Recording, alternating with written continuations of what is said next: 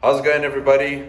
I'm TK and I'm bringing you another video here at Genesis Barbell. Today we are talking about the bench press. We're going to be looking at how to program the bench for females versus males. Okay, there is going to be somewhat of a difference, and I'll get into exactly why that is and how we can set up training for either females versus males. So tune in, check it out. I hope you enjoy it. All right, so let's have a look at what the bench press training is going to look like for females versus for males. So I've got a little spreadsheet over here just to orientate yourself. We've got the females over here and we've got the males over here. So what I'm going to do is, this is the kind of template that I use for programming, and I'm basically going to have a single day's worth of training laid out for you and explain why I structure it the way that I do. So we're going to start off with the females, and I'm going to explain why I do what I do. So as we go along, I'll give some of the whys behind the what, just for you to understand exactly what it's going to be all about. So one thing we know about the female bench press, and this is why it's such a significant part in general training for any athlete, is because most females typically have a bench press that's going to be not really as fatiguing on the nervous system as with a male. So if we look at lifts that are below 100 kilos in terms of working weight, it's just not going to be as much stimulus for the body to experience all sorts of nervous fatigue, right? So this is why I segregate this part of training specifically, is because you can take pretty much most female athletes, put them through the most grueling bench press workout, and they'll be able to recover just fine from that, compared to some normal standardized way of training the bench press, right? So you can pretty much give any sort of bench press training for any female athlete, and the recovery patterns will look roughly the same. And it's just because their ability to recover from that sort of stimulus is really good, because it's just not as systemically fatiguing, not as fatiguing on the nervous system. And so that's why it will look very different for females, and possibly somewhat extreme as well, which is what I'm going to get into. So typically for a female athlete, this is going to be quite a general way to look at it, but I'm going to give a little bit of a structure of how I would set up a bench press session. So we'll usually start off with a top single. We can do a top single. We can do a top double. We can do a top triple. There will be reasons for utilizing any three of them, possibly a higher rep range as well.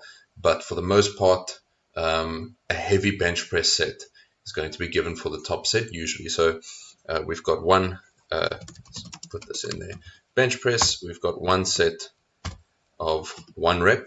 Okay, now again, it can be a double, it can be a triple, depending on what the needs are of the athlete, the specific needs, but it's just exhibiting a heavy top set. Okay, so let's say, for example, it will be a single at what, 95%. Okay, just giving an arbitrary number here. I can also give an RP9. Let's go with that. Okay, then we've got our back down sets, and these are going to be our normal working sets. All right, so I could give something like 4 sets of, let's do something like this, 4 sets with, say, 95% of the top set weight for an RP9 as well. Okay, and then we've got one set at the very end, which is going to be an AMRAP, and that's going to be with whatever, 77.5%. And RP10, obviously, because it's an AMRAP. So this is going to be the main bench press, and then we might give a variation of some sorts. I'm not really going to put that in now, but we can give a accessory movement. So for example, we can do some body weight dips. Okay, and we can have, say, something like a monster set, or let me make it simple, have 4 sets of, it's going to be body weight, obviously, up to RPE. Let's make it 10. Okay. So we've literally got our main bench press, the set structure, and we've got an accessory. Okay, why does it look like this? It seems like I'm giving every possible training protocol for the bench, and that's exactly what it is. Because we are dealing with an athlete that is able to recover fully from any sort of stimulus, because the weight is just generally so low. I mean, most females will be working with less than 100 kilos for all of their working sets. It is just too low to induce any hectic nervous system fatigue, right? So usually when we give a training protocol, we utilize a very specific rep range or a very specific percentage range, or the intensity is sitting quite conservatively, like an RPE 6, 7, or 8. All of those things are fatigue managers, right? The way we structure training and programming in general has all got to do with fatigue management. And so what we're doing now is we're going, okay, well, we don't need to be confined to a very particular rep range or percentage range or RPE range or whatever. We can basically make use of every avenue, because the fatigue that's going to fluctuate, there's not really going to be any fatigue interference, is what I'm saying. So we can pretty much use every single avenue in one given session, because there isn't going to be any fatigue overlap. So what are these avenues that we can make use of? Well, first one is a heavy top set. So a top single in this case, okay, is going to drive that really, really precise technical demands. Okay, the heavier the weight gets, obviously, the less room we have for error, the smaller our margin for error is. So it's really going to put high demand on our technical abilities, and obviously it's going to teach us how to grind with a heavy weight. Okay, so that's the importance. Obviously, it's also going to fire very specific motor units to the tissue involved, and so we prime our nervous system in that way. Okay, then we've got our back down sets, and that's going to be our normal working sets. Okay, we utilize this avenue as a general foundation of building the volume, gaining the strength, inducing stimulus on the peripheral nervous system, the motor units involved, to our muscle tissue. And so we tax that system as well. Okay, so we've got some pretty high intensity over here, RPE 9, 4 sets at 95% of this top set, which can be whatever. You know, if the top single was, say, 100 kilos, okay, this would be 95 kilos for, let's make it a little bit more realistic, actually. Let's go 85%, and that could be 4 sets of whatever. You know, it can be sets of 4, sets of 5. It obviously depends on this RPE. I like using this as a back down method for sometimes guys as well, but for females specifically, because oftentimes what we do, and I'm going to throw it in over here, oftentimes for a back down protocol, we go, okay, we want 4 sets of 5 reps, okay, with, say, 85%. Now, the problem with this is when we give this percentage, right, it is taking into consideration the fatigue that comes from every single back down set. So let me put it to you this way. Say, for example, the first set of 5 we can do at 90%. Okay, and that'll be roughly an RPE 9. I'm just giving an arbitrary number here. By the second set, because of a little bit of fatigue drop, okay, we call it a fatigue drop, the fatigue that's induced by that first set will influence the next set. Okay, so let's say the next set, this person can only do 88% for 5 reps at the same RPE. Next one is going to be, say, 86 and then 85. Okay, that could very well be the case. What did I do over here now? Okay, but now what I'm trying to do by using this RPE method is I give one specific percentage, I don't give any rep ranges, and I give an RPE so that this person will take whatever weight is on the bar and take it to the right RPE. In this case, the intensity will be the most important. Okay, if we confine ourselves to a rep range, okay, with a given weight as well, It just means that the first set is going to be easier to accomplish 5 reps versus the last set because we gain fatigue from set to set. Okay, so instead of giving, say, 85%, 4 sets of 5, because we know that the first set will be easier than the last. Okay, but we want to prioritize intensity because the female athlete can recover from it. She can recover from 4 sets at an RPE 9. We don't need to do 4 sets of 5 reps to make the first couple sets a little bit easier, make some room for recovery, etc. Okay, we can utilize a method where every single set is taken to a really high RPE. That's fine. We can recover from that. So we've got that back down method. Okay, and then we've got the AMRAP. I love giving an AMRAP set for all of my female athletes. Why would we not give an AMRAP set for every working set? Well, there's definitely some intra-session fatigue, meaning we will gain fatigue from set to set a lot more exponentially than if we were to hold back somewhat. Okay, so think of it this way. If I was to give a top single at an RPE 10, I gave 4 back downs. Let's put it like this, RPE 10. Oopsie. Okay, and then we did an AMRAP, okay, or whatever, or we include the AMRAP in here. I'm telling you now, by the time she gets to her 3rd back down set, she's not going to be able to accomplish productive work, okay? She's not going to get even close to the rep range that's been estimated for her, and the fatigue is just going to be very much intra-session fatigue, but the fatigue is going to be really, really high. She might have an exceptionally big chest pump or tricep pump, and that's just holding her back from achieving good productive work.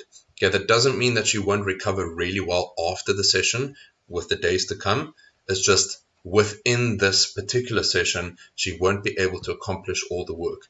And so what we do is we hold back slightly with the first couple of sets, and then the last set we can go all out.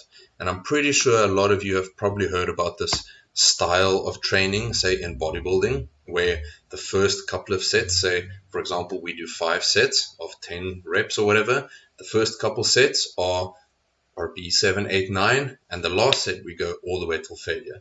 That way we save ourselves for that last set to be able to push till failure, but we still want to utilize that failure concept, right? So that's exactly what we're doing here.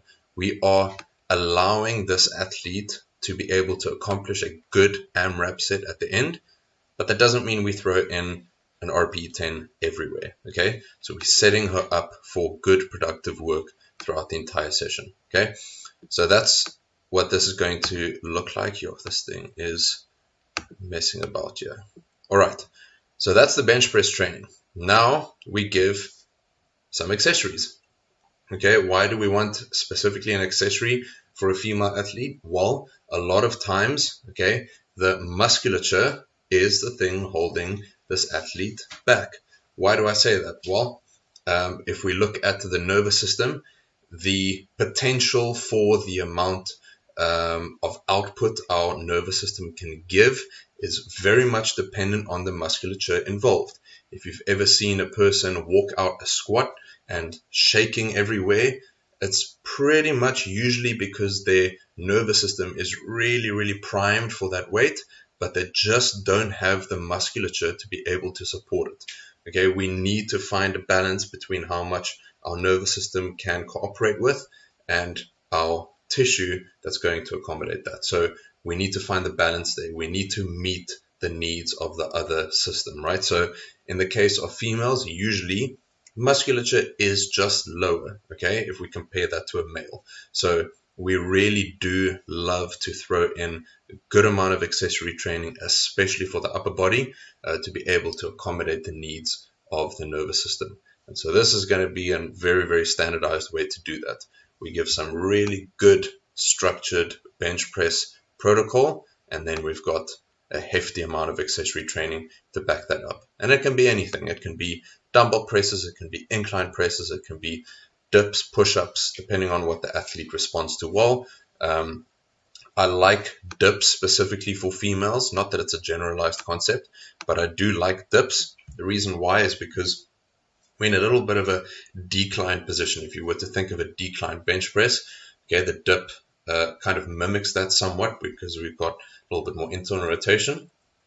And what you'll often see with female athletes is if they've got a really big arch in the bench press, which most of them do have, okay, when they've got a really, really big arch, what are they doing to the shoulder joint? Well, they're allowing that pressing movement pattern to be in a slightly declined position.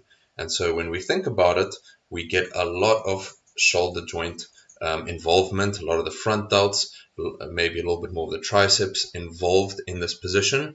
And doing something like dips is going to be a very, very high specificity accessory to back that up. So love, love, love dips for female athletes. Now, again, most of them might not be able to do it, to do good technique bodyweight dips, but we can make them assisted dips with a band from the top attached to the body, allowing them to get a little bit more support while doing this movement. So that's going to be somewhat of what the female bench press training is going to look like. If you want to throw in something a little extra, okay, there's something else that we can do. We can throw in pre-training, okay, as they warm up to a top set. Instead of going for that top set first, we load up a little bit heavier weight on the bar. We have something like a 10-second hold. This will prime the nervous system. Sometimes people do that for the squat or for the bench. You'll maybe sometimes see a male athlete do that. It can be very taxing to the system systemically, and so most people just cannot get away with it. But again, for the female, for the bench press, we can sometimes get away with it, and that's why we sometimes throw it in for female athletes for the bench. Okay, just a 10-second hold with some really heavy weight. It just allows the nervous system to experience what this weight is going to be like, and so it primes it somewhat for the sets to come. Okay, and so that way we are making use of every avenue. You can pretty much, actually, if you really want to think about it in a generalized way, the top single is more geared towards when we want to peak ourselves for competition. The back down sets, okay, are the general workload that we would do for skill practice, for experiencing some good weight, for a good amount of reps and build the general strength. And that last AMRAP pushing all the way towards failure with probably a higher rep range can be geared towards the musculature. And then we've got the dips to accommodate that as well. So if you want to think of it in a periodization style or manner, you can think of it as we're utilizing all the avenues, the peaking avenue, the general strength avenue, and the hypertrophy or volume avenue. That's another way that you can look at it. And so we're utilizing all the avenues because this female athlete can recover from it. Okay, now let's look at the males just to give you something to compare it to, some reference. Okay, typically for the male, we're going to need to pick what avenue we want to do. So it can be a peaking phase where we're really trying to prime the technique, prime the nervous system, and allow this person to have as much weight on the bar as they can recover from to better themselves for the next session or for the platform, right? So we can do a top single, and usually that'll be more of a percentage. It can be really difficult to do top singles at an RPE. It's just very difficult to judge. So usually we'll give, say, a top single at 92% or whatever, just an arbitrary number. Then we can have some back downs. And in this case, we'll have, say, 4 sets of, let's make it 80%. Okay. And then we can give a rep range. We can say 5 reps. And again, with this method, from set to set for these back down sets. Okay. First set at 80% is going to be an easier set than the last set of 80%. And again, this is a fatigue management protocol. We want 4 sets of 5 at a given weight. Okay. But the last one is going to be a lot higher intensity than the first one. The RPE will be higher. But we don't really want to drop the weight, because what is the point of this? Well, we want to experience load on the bar for our central nervous system to accommodate and to adapt, right? So we do want a very particular percentage, but we don't really give an RPE because we want the first couple sets to be easier because it will help us with our fatigue management, right? So we've got our back down sets over here, a very standardized protocol, and then we don't have any AMRAP sets. We probably won't be able to recover from that. It might induce way too much fatigue from session to session for us to recover from throughout the training block. So we've got that. Maybe we have an accessory. Usually we'll have some sort of variation. It's just going to be more specific to the lift. The accessory isn't really going to carry over much. We don't necessarily need the musculature. It will take a lot longer period of time for us to adapt our musculature to the weight compared to the weight that we're utilizing compared to a female athlete. So we're not really going to throw in necessarily a accessory geared towards the bench. What we'll rather do is give some sort of variation.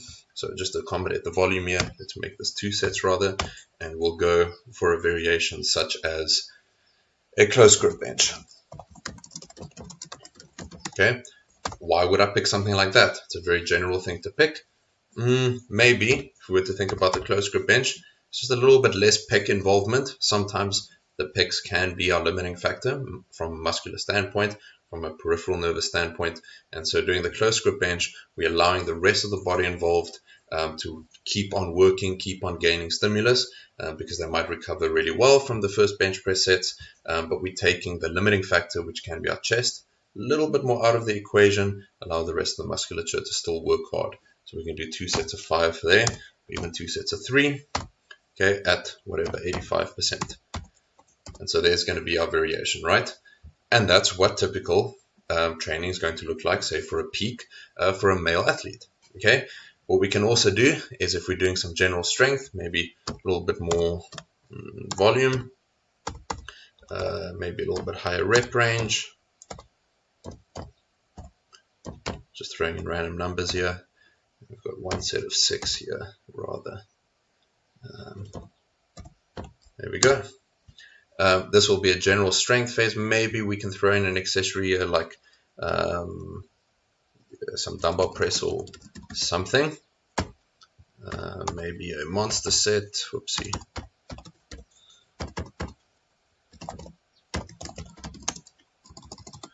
Just throwing in a random little protocol here.